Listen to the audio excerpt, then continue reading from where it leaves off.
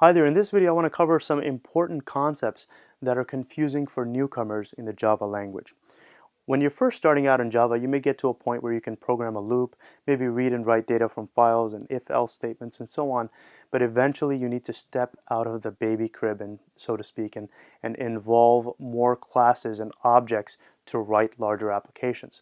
And that could be a challenging leap for a lot of people because it involves digging a little deeper and understanding really what's going on behind the scenes when a Java application is running. So that's exactly what I'm going to cover here on this whiteboard, and we're going to go over concepts like what's an object, what's a class, but more importantly, where do these objects come from, where do they go, what's the heap, what's the stack, what is garbage collection, what's application runtime. You've got reference variables, instance variables, local variables, all of this terminology. I'm going to demystify it here for you in this video. Alright, so let's start from the very beginning. You open up Eclipse or IntelliJ or whatever editor IDE that you use to write Java code. When you open that and try to create a class, right, that class is not going to have anything else in it. It's just going to have the keyword class, the name of that class, and open and close brackets, okay, with no code. It's an empty class. When you hit the Run button in Eclipse or any editor, it's going to complain. The Java interpreter is going to complain. It's going to error out. It's going to say, okay, you have this file. What do you want me to do with it? Right? Because there's no instructions in there. And this is an important point. In Java, instructions, code needs to be wrapped inside of named blocks. Right? You could think of these as methods. Okay, everything in Java, the instructions to the computer on completing tasks should be inside of methods. Okay, methods are what do all of the work in a Java application. So for example, if I have an empty class with no methods in there and I try to create a loop and do some kind of calculation, that's inaccurate Java code. It's not even going to compile. Okay, you can maybe declare some variables, but that's it. You can't do much more than that. So that's an important point to keep in mind. Methods are what do all of the work. So when you hit the Run button, and the interpreter complains, hey, I don't know what to do with this file, it's looking for a particular method, okay? And that is called the main method. That's the starting point of every Java application, is the main method, okay? So I'm going to write some code here, and you can actually copy it and paste it into your main method of any class and run it, and it should work. It should work. Okay, so anything I write on the board here, code, assume that I'm writing it inside of the body of the main method. Okay, so let's go back to when you hit the Run button. What really happens? Well, there are two memory locations that become reserved for your Java application to run successfully. Okay, and these are resources of your computer, your RAM, and one of them, you can think of these as memory areas. Okay, reserved for the successful completion of your application. One area is referred to as the stack, and the other memory area is referred to as the heap. So I'll go over each one of those individually. Let's first talk about the stack, okay? And I'm going to draw it out here, stack.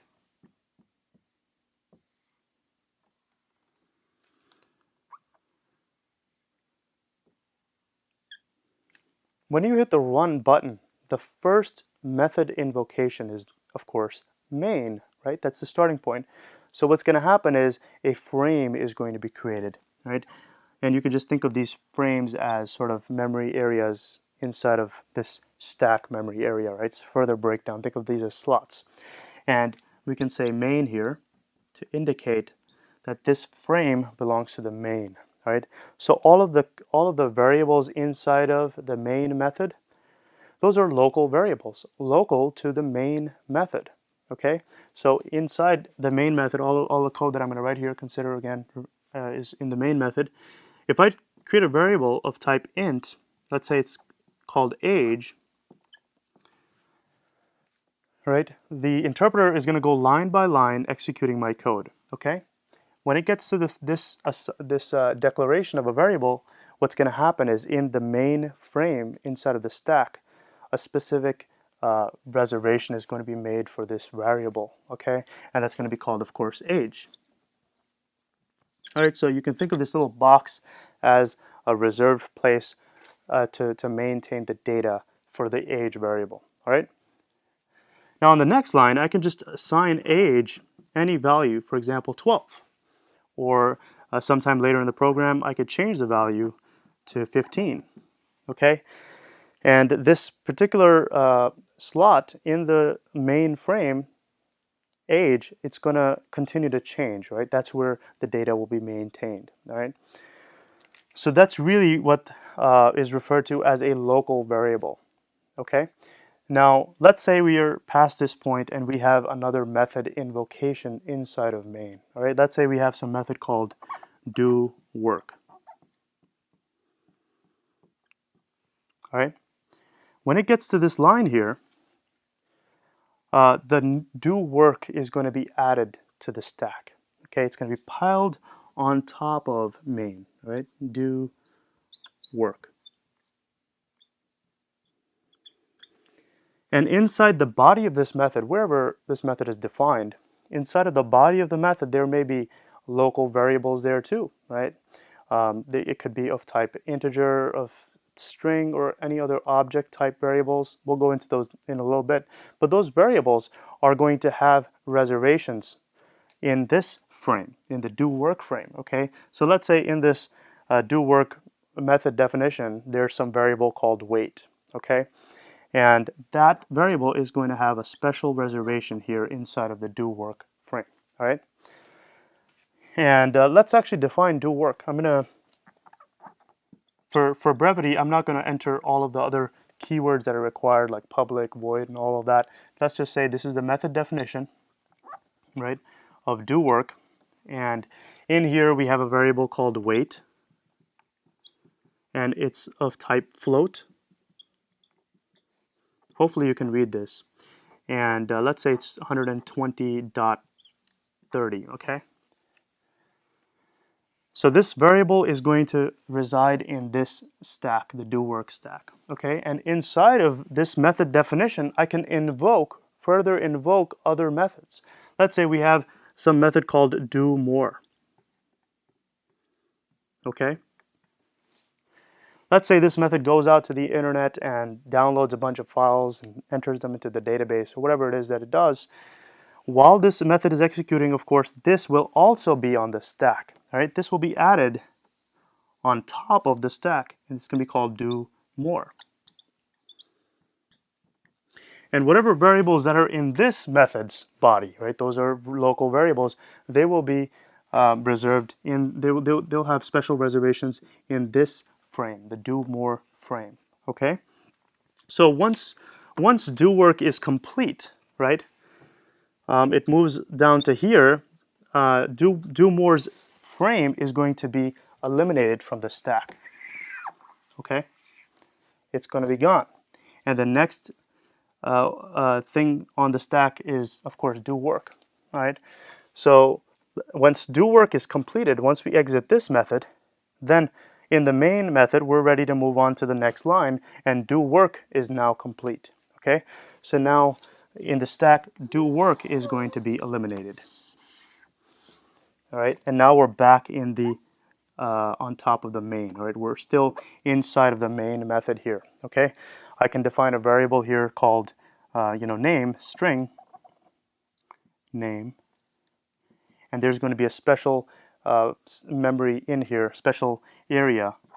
Let's just say it's an empty string, name. There's going to be a special area for this particular variable name.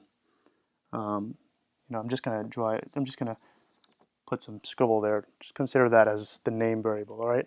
So this is the purpose of the stack. It maintains method invocations, okay? Method inside of a method inside of a method, right? Those calls are going to be piling up on the stack. And when that internal method is complete, that's going to pop off the stack.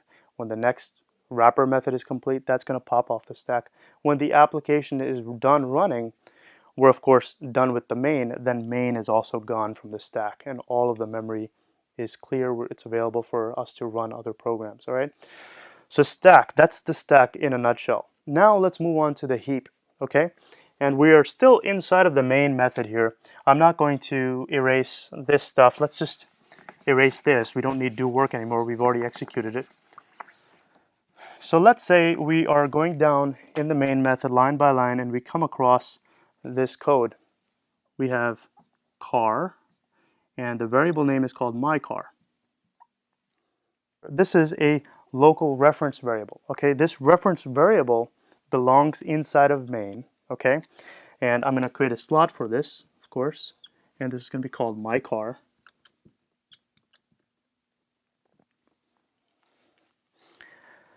So at this point, in this frame, special memory is reserved for being able to maintain the data for whatever myCar is going to have. Okay, and this variable is going to point to the actual object. Okay, right now we haven't assigned it anything, we've just declared it, right? And the slot has been created in the frame, but we have to assign it a particular object, and you've seen how to do that. It can be myCar is equal to new car. So this car is not a primitive data type, it's a complex data type. It's a class, a type, okay? Somewhere in our application there's a class defined that has the specification of what cars are supposed to do, right? And this variable myCar, right, does not actually contain the object. Okay, this is a very important point. A lot of people get confused. This is not a regular variable. This is referred to as a reference variable. Okay, it refers to where the actual object resides in memory. And this brings us to our next point.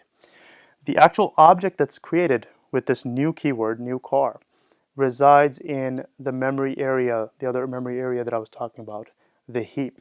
So let's draw that.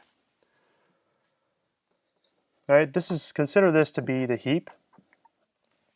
All right, at this point we don't have an object yet at this particular line, but when we get to this line, we do have an object that gets created on the heap, and that object is triggered by this new car command. So we have a car object. All right, and this myCar variable, right, inside of the main frame, the main stack frame, is now going to point to car. Okay, so what really gets assigned to this myCar variable is not the actual object. What gets assigned to it is the memory address, all right, on the heap where this car object resides in memory. That address is the thing that gets assigned to myCar. All right, that's a very important point. It's different for primitive data types. Age, when we assign it a 12, the variable actually equals the 12. When we give it age, the variable actually contains, the number 15, right, in binary form, but that's not important. It actually contains the data. In this case, myCar does not contain the actual object. It contains a reference, right? The address for in memory where that object is located. That's what this guy contains, right? So if I was to create, assign myCar to some other object, let's say myCar, the next line, myCar is equal to new car again. All right. Now what's going to happen is, instead of this myCar variable, which you could probably barely see, but this memory location in which myCar data is supposed to be there, instead of that pointing to this particular car object, we have another car object that has been created. All right, and that is because of this line right here, this command. All right, and now myCar is not going to contain the address for the old object. It's actually going to contain the address for this new object, right, in the heap. So this is where we come into garbage collection, okay? Once we pass this point, once we're done here, we move on to other finer things in the program. We've completely lost track of where the old car object was, right? Remember, we've assigned myCar variable a new address of where the object resides. So we've completely lost all connection and communication with this old car object, right? So this is actually, you can think of it as a rogue object that's a candidate for being deleted, right? This is where garbage collection comes in. Garbage collection is a process that runs in the heap, and every so often it comes and looks for objects that don't have any relationship to them, right? Any variable that's pointing to them, it looks for those objects and it eliminates them. to clear the space in the memory. All right. So this car object, this poor guy, is going to be destroyed. All right. And we have reserved more memory. Right.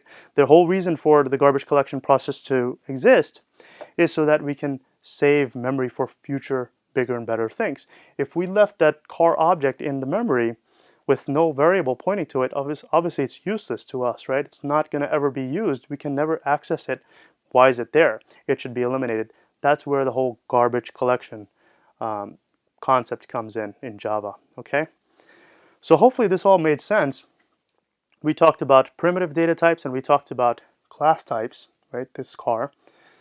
And we also talked about local variables, right? These are all essentially local variables to the main method, right, in this particular frame on the stack. But we also have something called reference variables, right? And those are, this, for example, my car. This is, even though it's local to the main method, this my car is not containing the actual object. It contains a reference to where the object is on the heap, okay? That's a reference variable. So there is one other type of variable that I want to discuss, okay? And that is referred to as the instance variable, okay? So let me erase some of this stuff and then we'll go over that. An instance variable is exactly what it sounds like. It's a variable that belongs to a particular instance, okay? We can have many instances of the same class and all of them will be uniquely identifiable by the data that is in their instance variable. So essentially a class with some variables in it, those variables are instance variables, and when you create an instance of that class, you can modify the state of that instance by changing those variables. Okay, so let me explain to you what that means. We haven't created the class car that we saw earlier, so let's create that class and we'll go over some more examples. Class car, and this of course is outside of the main method, so you can go ahead and create that car if you haven't already done so. And in the main method we're going to be actually creating instances of it. So the first thing I want to add to this class for now is just going to be an instance variable of type int, and it's going to be called HP, which represents every car has horsepower, so that's basically what that's going to represent. And we're not going to add any other methods to this for now. And let's create an instance of car. So we can do car, and I'm going to call it my2car, just so that it doesn't collide with the previous variables that we've defined, is equal to new car. All right? When I create an instance of this, an object, or an object and instance, these two terminologies are used interchangeably. They're essentially the same thing. When the interpreter sees this line here, an object in the heap is going to be created, and it's going to be of type car. Okay, a car object. And this particular variable is going to contain the reference to where that object is on the heap. And of course, this variable is in the main frame of the stack, so we can have a little slot here, and we'll say it's my2car. All right, this variable is going to contain the address of where this car object resides. And by the way, now that we have HP as an instance variable belonging to every single object that we create of this class, it's going to have a special slot on the heap that is going to be used to maintain data for HP for every single object. All right, so I'm going to put this in HP, and let's give my2car some horsepower. So we can do my2car dot HP is equal to, let's give it 120, and this particular data is going to get 120. This variable is going to get the data 120. All right. Now let's create another instance. We could do car my3car is equal to new car. Okay. At this point, a variable is created here in the stack frame, my3car. Okay, and this variable is going to contain the address, of course, of where this object is created in the heap, right? And that object is right here, car, and it of course has to maintain a slot for HP. right? And let's give my 3 car its horsepower to be, let's make it super fast, 1,000. So this value here is going to contain 1,000 as the integer, okay? Now, what I want to get into, so hopefully you understand what an instance variable is. An instance variable is used to maintain state for that particular object, right? These two are car instances, right? Each one has its own variables maintaining their particular state, all right? I want to go into one other thing, and that is an instance variable that is not a primitive. This is a primitive data type, but is a complex data type. Let's say we have some other class in our Java project called engine, all right? I can actually create an instance, or rather an instance variable that is of type engine, and we'll call it my engine, okay? We're not going to instantiate it here, we're going to do it in the main. So let's say I want to give a car an engine. I could do, for example, my 3 car. I can say my 3 car dot my engine an engine. Oh, which engine, right? Where's our engine? We haven't created an engine yet, right? So we need to first create an engine object.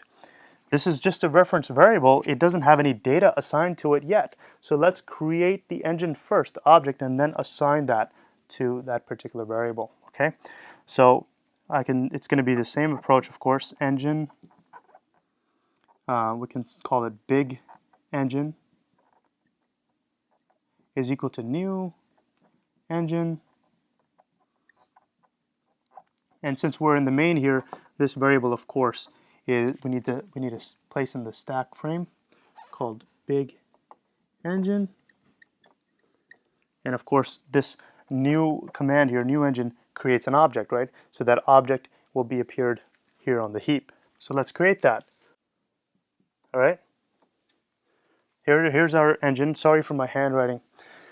Okay, so this big engine variable contains the address of where this engine object is on the heap, right? So now I can assign this variable to my 3 car dot my engine, right? That's the variable name, right? My engine. I can give it big engine. So what exactly did I give this thing? I didn't give it the actual object engine. I didn't really give it that. I gave it the reference, okay? I gave it the actual address in memory on the heap where big engine resides, right? So, by the way, now that we have another variable to maintain in the car class, we need to have 2 more slots here to maintain engine data. Okay, and they're going to be called my engine, my engine. Okay. Now the car that we're giving an engine to, my 3 car, is the guy that has 1,000 horsepower, right? It's a super fast car. So we're actually going to get this engine. The address of where this engine object belongs is going to be assigned to this car. This instance is my engine variable. All right. Sorry for the handwriting, but hopefully this makes sense. It's pretty self-explanatory, and we're going to be seeing plenty more examples in the remaining screencasts. Thanks for watching.